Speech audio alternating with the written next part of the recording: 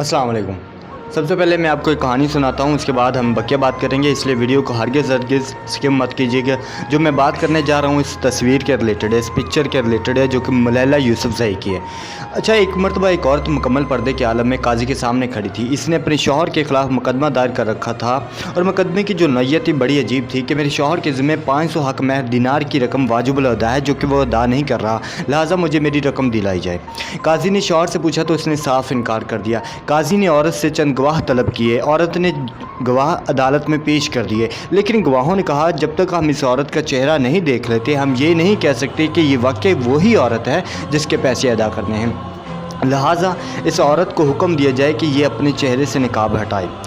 औरत ने जब ये सुना तो वो घबराहट का शिकार हो गई कि आया वो अपना पर्दा जो है, जो उसने ज़ेबतान किया हुआ था, वो हटाए या नहीं हटाए। इतने में शौहर गैरत की वजह से बोल पड़ा कि मुझे कतन ये बर्दाश्त नहीं है कि जो मेरे अलावा मेरी बीवी का चेहरा कोई गैर महरम देखे, इसलिए इस औरत को चेहरा दिखाने की कोई ज़रूरत नहीं है। वाकई मैंने इसके 500 हक महर दिनार देने हैं।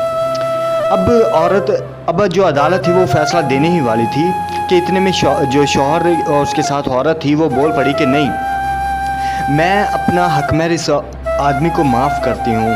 जो शख्स ये बर्दाश्त नहीं कर सकता कि मेरा चेहरा कोई गैर मुहर्रम देखे, मैं ही गलत थी जो इस जैसे नेक आदमी के ख़िलाफ़ मुकदमा दायर किया था। अब यहाँ बात करने का मकसद ये है कि आजकल आपको पता है कि एक बयान चल रहा है मलैला यूसुफज़ई के हवाले से।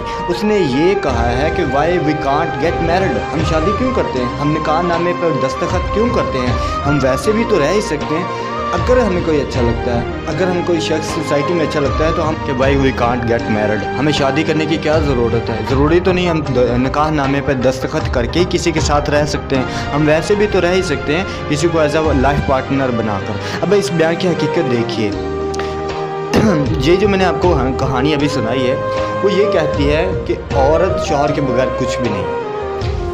अगर एक औरत बाज़ार में जा रही है और उसके साथ एक छोटा सा पिदका सा आदमी भी है ना, ये बच्चा है, तो वो सीना तान के चल रही होती है कि मेरा मुहाफ़िज़ मेरे साथ है। लेकिन मलैला यूसुफज़ई कहती है कि हम किसी के साथ शादी क्यों करते हैं, हम वैसे भी तो रह ही सकते हैं। इसकी हकीकत देखिए, ये बयान मुझे तो ये समझ नहीं आ रही कि उसने ऐसा कैसे कह दिया। मुसलमान एज अ बीइंग अ मुस्लिम होने के नाते भी उसने कैसे ये बयान दे दिया। वो कैसे कह सकते हैं कि हम बगैर शादी के भी तो रह सकते हैं।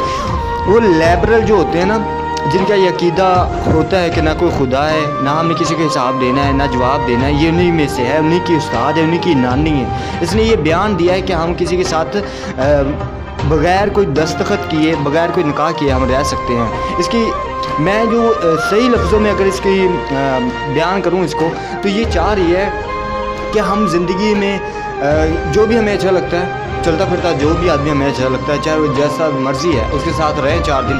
अगर वो पसंद आता है तो ठीक है, अगर नहीं वो पसंद आता तो फिर आप बदल लें, किसी और के साथ रख लें। मतलब ये कि सारे आदमियों तक पहुंचने का आसान तरीन ज़रिया इस मलैला यूसुफज़ई ने बताया, जो कि बहुत ही घटिया किस्म की सोच है। और मुझे समझ नहीं आ रहा है कि मैं कैसे कि वो कहानी का मकसद क्या है। कहानी का मकसद यही था कि एक शौहर के बगैर और एक आदमी के बगैर कोई भी औरत मुकम्मल नहीं होती।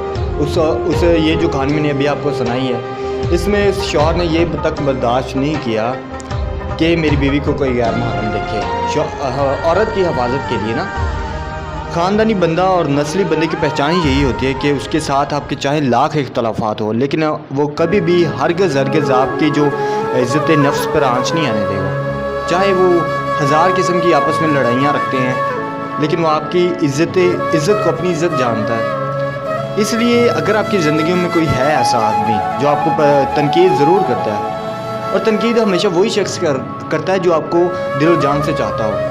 कभी भी ऐसा आदमी जो आपके साथ चल रहा है लेकिन आपको किसी भी बात पे डांटता नहीं है, डांट पुकार नहीं करता कि तुमने ये कर दिया है, वो आदमी आपके साथ मुखलस नहीं है। मुखलस आदमी हमेशा आपको डांटेगा, डपकेगा और बताएगा कि आपने फ़लाँ जगह पे ये गलत किया है। ये कहानी बयान करने का मकसद यही है कि अगर आप लोगों की लाइफ में कोई ऐसा आदमी है तो उसकी कदर कीजिए, उसके जाने मत दीजिए। अब दूसरी बात